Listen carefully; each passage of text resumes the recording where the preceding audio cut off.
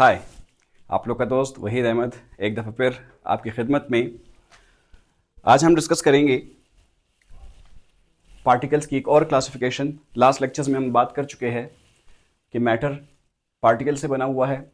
अभी पार्टिकल्स तीन किस्म के होते हैं, एटम, आयन, मॉलिक्यूल। किस बुनियाद पर? On the basis of their nature. Nature की बुनियाद पर पार्टिकल्स तीन किस्म के होते हैं और इन तीनों के ऊपर हम फुल डिटेल में गुफ्तगू कर चुके हैं।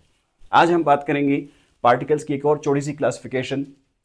पार्टिकल्स को हम केमिकल स्पीशीज़ भी कहते हैं या सिंपल स्पीशीज़ भी कहते हैं। ये केमिस्ट्री का स्पीशीज़ है, बायोलॉजी का नहीं। तो particles on the basis of similarities of सब एटॉमिक पार्टिकल्स चार किस्म के होते तो बहुत सारे किस्म के हैं, लेकिन हम मेनली चार किस्म को डिटेल में डिस्कस करेंगे। तो on the basis of similarities particles चार किस्म के हैं: isotopes, isobars, isotones, iso electronic. ऐसे दो या दो से ज्यादा पार्टिकल्स जिनमें प्रोटॉन्स की तादाद सेम हो, आइसोटोप्स। जिनका मास नंबर सेम हो, आइसोबार। जिनमें न्यूट्रॉन्स की तादाद सेम हो, आइसोटोन्स। और जिनमें इलेक्ट्रॉन्स की तादाद सेम हो, आइसो इलेक्ट्रॉनिक। आज हम इस वीडियो में गुफ्तगू करेंगे आइसोटोप्स के ऊपर फुल डिटेल में। इंशाल्लाह नेक्स्ट वीडियो में हम इन तीनों के बारे में डिटेल में बात करेंगे। तो चलो बात करते हैं जरा आइसोटोप के ऊपर।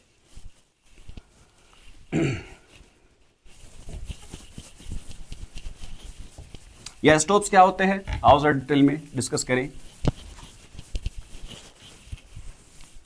तो हेडिंग लगा दी आइसोटोप्स।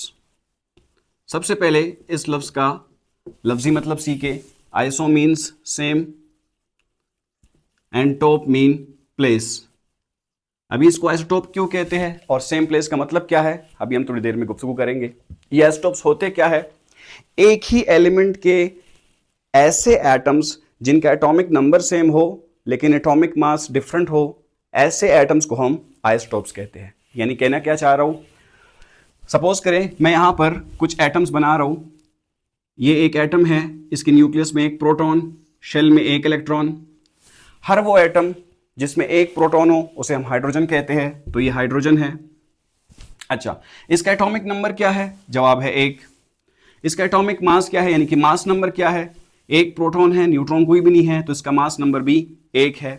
अच्छा, तो ये जो एटम है ये किस एलिमेंट का है, यानी ये एटम किस खानदान से ताल्लुक रखता है? जवाब है ये हाइड्रोजन का एक एटम है। तो हाइड्रोजन एलिमेंट का एक और एटम भी है जिसके न्यूक्लियस में प्रोटॉन तो वही एक है लेकिन एक न्यूट्रॉन भी है, लेकिन इलेक्ट्रॉन एक ही है। तो अभी ये भी हाइड्रोजन है। हमें कैसे पता चला ये हाइड्रोजन है? क्योंकि इसमें भी प्रोटॉन की तादाद एक ही है, तो इसीलिए हाइड्रोजन ही है। इसका एटॉमिक नंबर 1 है लेकिन इसका मास नंबर 2 है, क्योंकि एक प्रोटॉन एक न्यूट्रॉन भी है। अभी ये दोनों एटम एक ही एलिमेंट के हैं। इन दोनों में फर्क क्या है? इन दोनों में प्रोटॉन्स की तादाद सेम है, यानी इन दोनों का एटॉमिक नंबर सेम है, लेकिन इनका मास नंबर मुख्तलिफ है। तो दो ऐसे एटम्स जिनका एटॉमिक नंबर सेम हो, जिसमें प्रोटॉन्स की तादाद सेम हो लेकिन मास नंबर डिफरेंट हो, यानी न्यूट्रॉन्स की तादाद डिफरेंट हो, ऐसे दो एटम्स को एक दूसरे के आइसोटोप्स कहते हैं। तो ये दोनों एक दूसरे के आइसोटोप्स हैं। जो हाइड्रोजन एलिमेंट है इसके बेसिकली 3 आइसोटोप्स होते हैं। ये पहला, ये दूसरा, एक और भी है। उसमें क्या ड्रामा है? उसके न्यूक्लियस में प्रोटॉन तो वही एक है लेकिन न्यूट्रॉन 2 है, इलेक्ट्रॉन वही एक है। अभी ये भी हाइड्रोजन है। कैसे पता चलता है ये हाइड्रोजन है? क्योंकि इसमें भी एक ही प्रोटॉन है। तो हर वो एटम जिसमें एक प्रोटॉन होगा वो हमेशा हाइड्रोजन होगा। तो ये भी हाइड्रोजन ही है। इसका एटॉमिक नंबर वही 1 है लेकिन इसका मास नंबर 3 है, एक प्रोटॉन 2 न्यूट्रॉन्स की वजह से। तो ये 3 ऐसे एटम्स हैं जो एक ही एलिमेंट के हैं, एक ही खानदान के हैं, जिनका एटॉमिक नंबर तो सेम है लेकिन मास नंबर डिफरेंट है। तो ऐसे एटम्स जिनका एटॉमिक नंबर सेम हो, मास नंबर डिफरेंट हो, आइसोटोप्स कहलाते हैं। तो हाइड्रोजन के 3 आइसोटोप्स हैं। वो हाइड्रोजन जिसका मास नंबर 1 हो उसे प्रोटियम कहते हैं, प्यार से प्रोटियम। वो हाइड्रोजन जिसका मास नंबर 2 हो उसे ड्यूट्रियम कहते हैं, ड्यूट्रियम। और वो हाइड्रोजन जिसका मास नंबर 3 हो उसे ट्राइटियम कहते हैं, ट्राइटियम। तो हाइड्रोजन के 3 आइसोटोप्स हैं। अच्छा, इसे हम लोग P भी लिख सकते हैं, इसे आप सिंपली H भी लिख सकते हो, इसे हम D लिखते हैं जबकि इसे हम T लिखते हैं। एटॉमिक नंबर को हमेशा नीचे लिख देते हैं, जबकि एटॉमिक मास को ऊपर लिख देते हैं। इसका एटॉमिक नंबर वही 1, mass number 2, atomic number 1, mass number 3। तो प्रोटियम, ड्यूट्रियम एंड ट्राइटियम। तो आइसोटोप्स हुए क्या? The atoms of same element, the atoms of same element, एक ही एलिमेंट के atom same element, which have same number of protons, which have same atomic number या same number of protons, which have same atomic number, which have same atomic number यानी कि protons की तादाद but different mass number, या atomic mass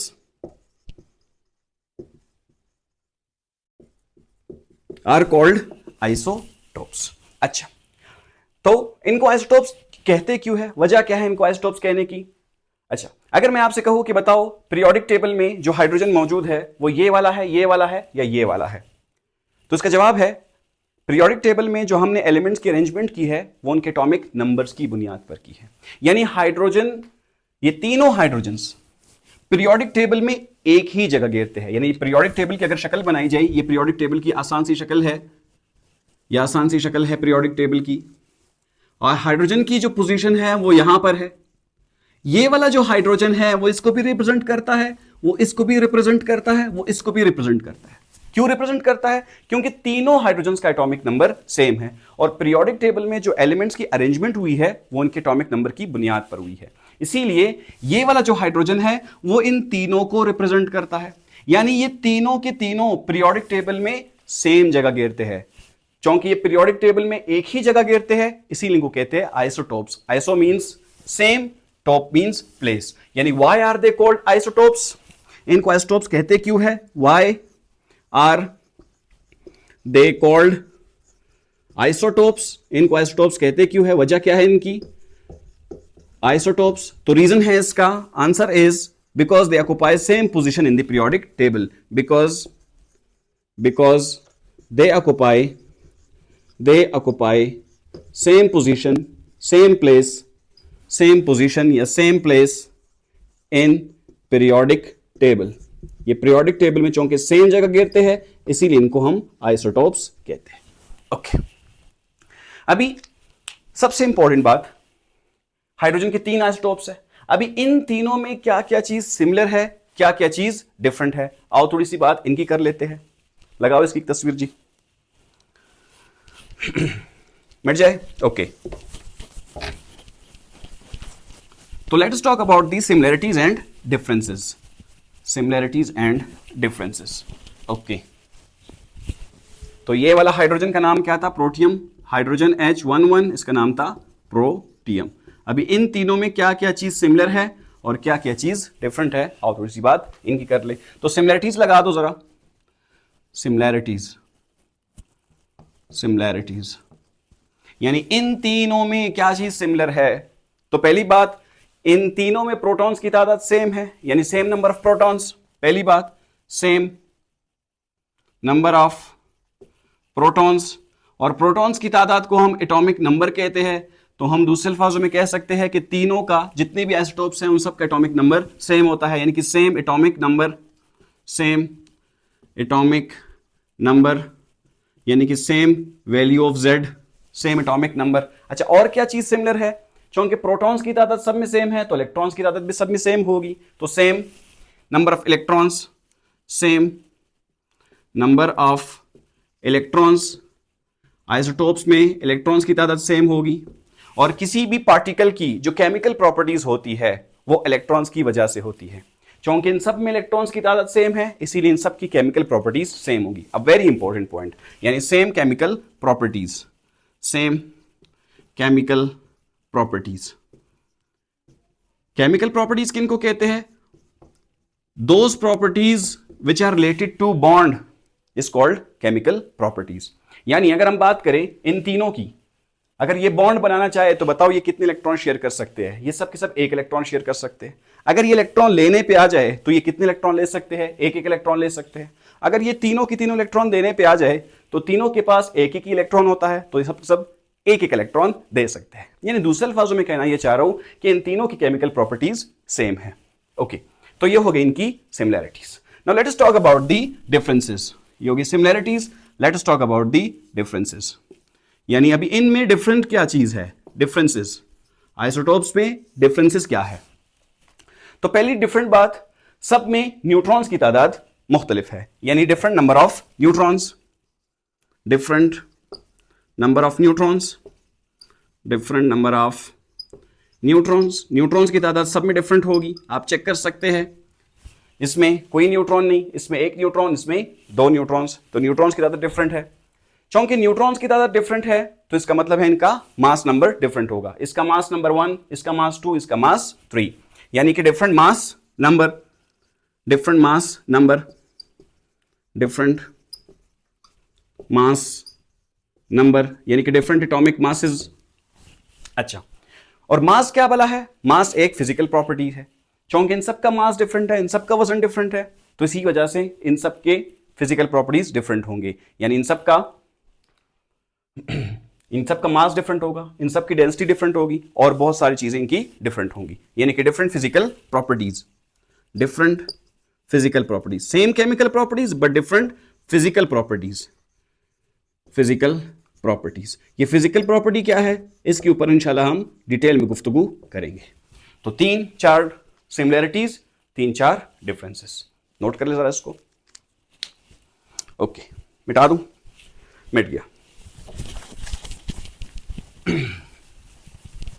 okay, now आप लोगों ने चंद बातें अभी मजीद नोट करनी है। यानी कि पहली बात कि each element has isotopes. Her element, periodic table का हर एलिमेंट के आइसोटोप्स होते हैं। Each element has isotopes. Her element के आइसोटोप्स होते हैं, हर एलिमेंट के आइसोटोप्स होते हैं। दूसरी बात इंपॉर्टेंट, सबसे ज्यादा आइसोटोप्स किस एलिमेंट के हैं? ये एंट्री में क्वेश्चन भी आया है। टिन एलिमेंट के सबसे ज्यादा आइसोटोप्स होते हैं, यानी टिन जिसको हम लोग SN कहते हैं, SN हैज 10 आइसोटोप्स। इसके 10 आइसोटोप्स होते हैं, 10 स्टेबल आइसोटोप्स। ओके, अभी हम लोगों ने कुछ एलिमेंट्स के आइसोटोप्स की मजीद वजाहत करनी है। मसलन अगर हम बात करें क्लोरीन की, जो क्लोरीन है, क्लोरीन के 2 आइसोटोप्स है, क्लोरीन के 2 आइसोटोप्स है। एक को हम लोग कहते हैं क्लोरीन 35, एक को कहते हैं हम लोग क्लोरीन 37। ये 35 का क्या मतलब है? यानी वो क्लोरीन जिसका मास 35 हो। क्लोरीन 37 का मतलब क्या है? यानी वो क्लोरीन जिसका मास 37 हो। अच्छा, इसको हम लोग कैसे लिखते हैं? इसको हम लोग लिखते हैं क्लोरीन, नीचे एटॉमिक नंबर 17, ऊपर मास नंबर 35। इस क्लोरीन को कैसे लिखते हैं? क्लोरीन, इसका एटॉमिक नंबर भी सेम होगा, यानी 17, मास नंबर कितना होगा? 37। ओके, अभी नेचर के अंदर इस क्लोरीन की मिकदार, इस क्लोरीन की परसेंटेज कुछ और है और इसकी परसेंटेज कुछ और है। ये जो क्लोरीन है जिसका मास 35 है, इसकी परसेंटेज नेचर के अंदर 75% होती है और इसकी परसेंटेज नेचर में 25% होती है। क्या मतलब है 25-75 का? मतलब यह है कि अगर आप एक कंटेनर ले, इस कंटेनर में क्लोरीन डाल दे, सपोज करो आपने 100 क्लोरीन डाले, 100 क्लोरीन में से 75 क्लोरीन, 75 क्लोरीन इस तरह के होंगे और 25 इस तरह के होंगे। यानी आउट ऑफ 100 75 इस तरह के होंगे, 25 इस तरह के होंगे। यानी दोनों किस्म के क्लोरीन होंगे, ये ज्यादा होगा, ये कम होगा। इसका मतलब ये ज्यादा स्टेबल है, ये कम स्टेबल है। जिसकी परसेंटेज ज्यादा वो ज्यादा स्टेबल, जिसकी परसेंटेज कम वो कम स्टेबल। किसी भी आइसोटोप की जो परसेंटेज होती है नेचर में, उसे नेचुरल अबंडेंस कहते हैं। यानी नेक्स्ट कॉन्सेप्ट क्या है? Next concept is natural abundance. Natural abundance, natural abundance. What is natural abundance? The abundance कहते हैं कसरत को, क्वांटिटी को नेचर के अंदर। यानी कि the percentage of isotope in the nature, the percentage of an isotope in the nature, in the nature. Okay, अभी सबसे इंपॉर्टेंट क्वेश्चन कि इस क्लोरीन का मास 35 है, इस क्लोरीन का मास नंबर 37 है।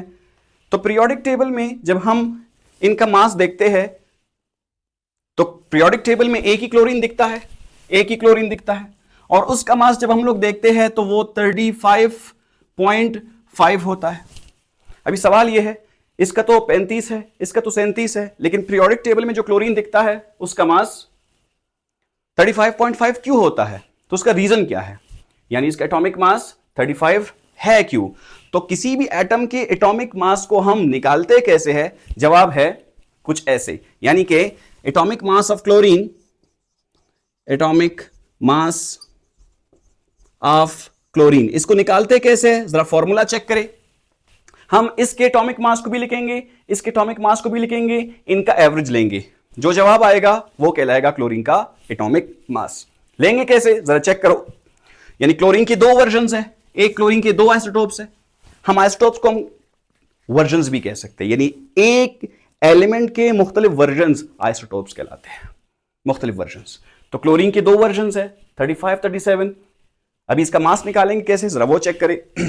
वो क्लोरीन जिसका मास 35 है वो नेचर में पाया कितना जाता है? जवाब है वो नेचर में पाया जाता है 75। कितने में से? 100 में से, यानी कि 75 आउट ऑफ 100 जमा। दूसरा क्लोरीन जिसका मास 37 है वो नेचर में कितना पाया जाता है? 25। कितने में से? 100 में से। ये हमने क्या लिखा? Natural abundance out of 100, natural abundance out of 100। ये क्या है? उनका मास नंबर। बस अभी इस इक्वेशन को सॉल्व करो, जो जवाब आएगा वो क्लोरीन का एटॉमिक मास होगा। तो एटॉमिक मास कितना होगा? जरा चेक करें। ये है 35 मल्टीप्लाइड बाई, इसको जरा डिवाइड करो तो ये हो जाएगा 0.75 जमा, ये है 37 मल्टीप्लाइड बाई 25 को 100 पे डिवाइड करो, ये हो जाएगा 0.25। अभी इसको इससे मल्टीप्लाई करो, इसको इससे मल्टीप्लाई करो, तो जरा 35 को 75 से मल्टीप्लाई 0.75 से मल्टीप्लाई किया जाए तो ये आ जाएगा मेरे ख्याल से 26.25 जमा, ये कितना आ जाएगा?